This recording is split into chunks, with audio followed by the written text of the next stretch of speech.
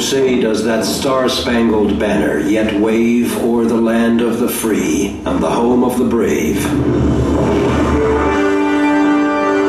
Powerful words from our national anthem. They speak to our American identity and are woven into our national flag. Timeless words written by one man, Francis Scott Key, about one flag at one moment, September 14th, 1814, here at Fort McHenry. In 1812, the storm clouds of war had gathered over a young United States as the nation pitted itself once more against the might of the British Empire. For 2 years, the conflict wore on, from the British colonies of Canada to America's southern coast and out across the high seas. To draw off U.S. forces from Canada and damage America's economy and morale, the British Navy attacked and blockaded the nation's east coast heartland. Up and down the Chesapeake Bay they raided, destroying towns and farms and spreading fear.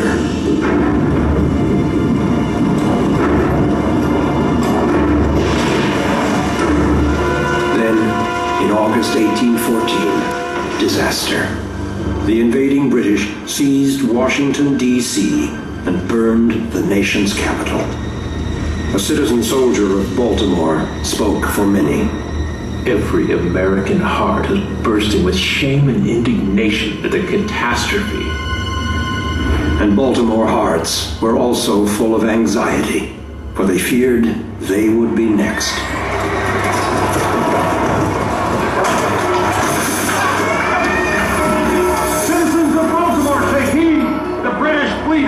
Admiral Coburn has declared that he will burn this nest of pirates. If you can, flee the city, take your valuables. Protect your families, gentlemen. As Baltimore braced itself, a young Maryland lawyer, Francis Scott Key, embarked on a diplomatic mission to free a prisoner of war, sailing right into the heart of the approaching British fleet. But with their attack on Baltimore imminent, the British detained Key amidst their massing warships.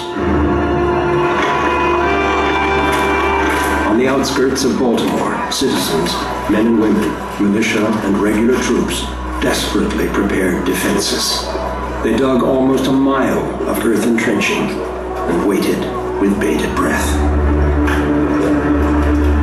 On September 12th, British soldiers landed at North Point, where a bloody battle with Maryland militia failed to halt their march towards Baltimore.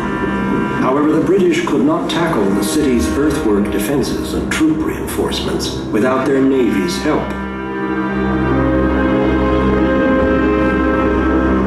The next day, the British bomb ships would open up their main assault with a ferocious bombardment.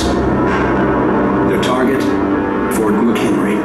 They had to knock out the fort to bring their ships in range of the city. The fate of Baltimore now lay in the hands of the fort's defenders.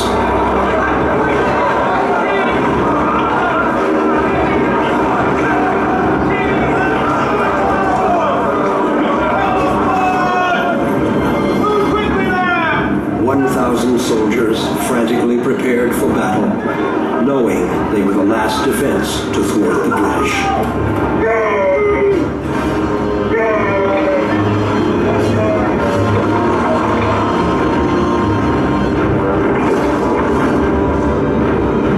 With the enemy in their sights, the men awaited the inevitable, a bombardment from the world's most formidable navy.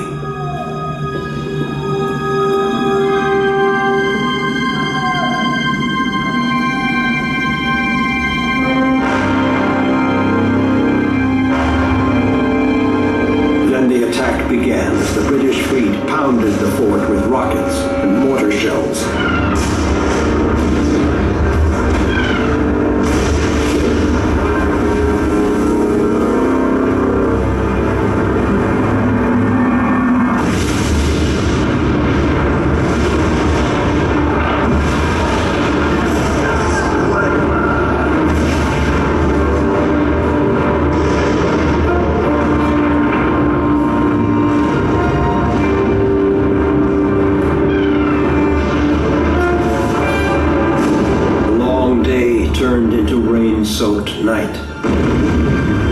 But still the British bombs and rockets thundered over the fort, exploding deadly shrapnel in all directions.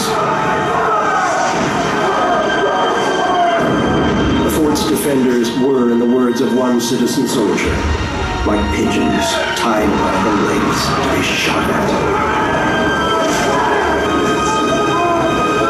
The American artillery answered the British with desperate return fire.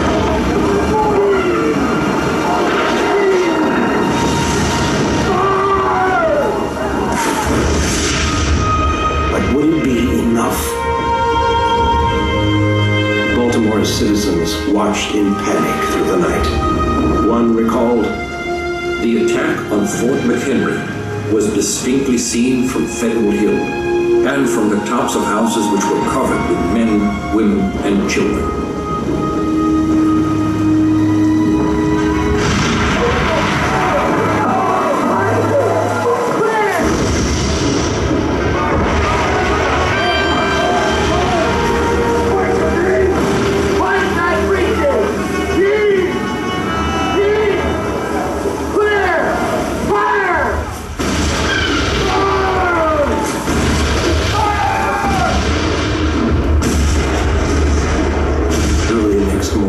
September 14th, the British guns finally fell silent.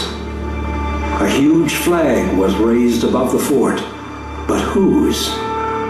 Through the long night, Francis Scott Key had been forced to watch the bombardment from among the enemy fleet. Not at all. Nothing. Now, he strained to see the flag in the dawn's early light.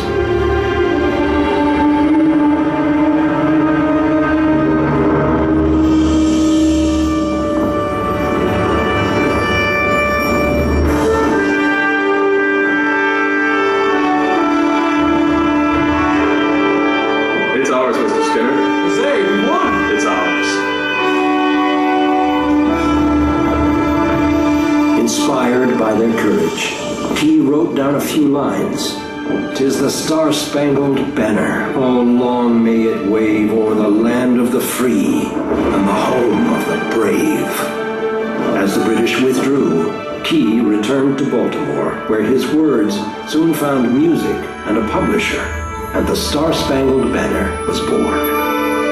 It captured a defiant, patriotic spirit and spread rapidly across the nation, pouring new life into the national flag as a symbol of American identity. The popularity of the song and the flag grew during the years that followed. The Star-Spangled Banner eventually became the official anthem of the United States in 1931.